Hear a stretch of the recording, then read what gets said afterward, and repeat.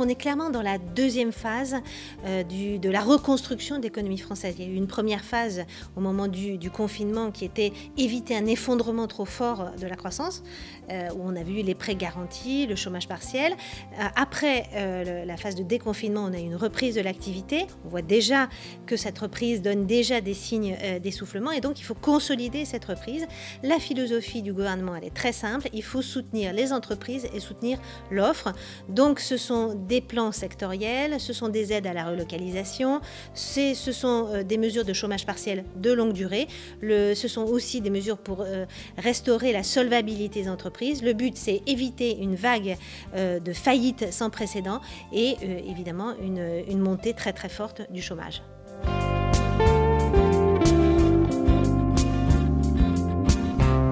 Il faut voir déjà que la France et l'Allemagne, ce sont les deux seuls grands pays d'Europe à avoir présenté des plans de relance.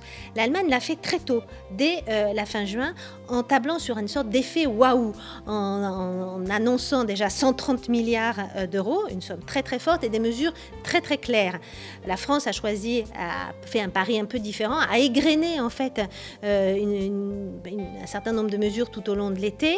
Donc il y a peut-être un problème de lisibilité du côté français. Clairement, l'Allemagne a choisi un soutien de la demande, de la consommation des ménages, alors que la France a clairement choisi un soutien des entreprises, un soutien de l'offre.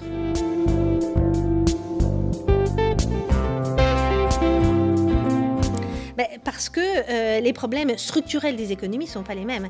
La France a clairement aujourd'hui, mais même avant le Covid, un problème de compétitivité. On le voit à travers le solde de sa balance extérieure qui est très très négatif. Donc il faut soutenir la compétitivité et l'objectif du gouvernement, c'est la compétitivité et les créations d'emplois, alors que l'Allemagne, elle, a plutôt un problème de demande. Elle n'a pas de problème de compétitivité. On le voit avec des excédents commerciaux qui sont très importants.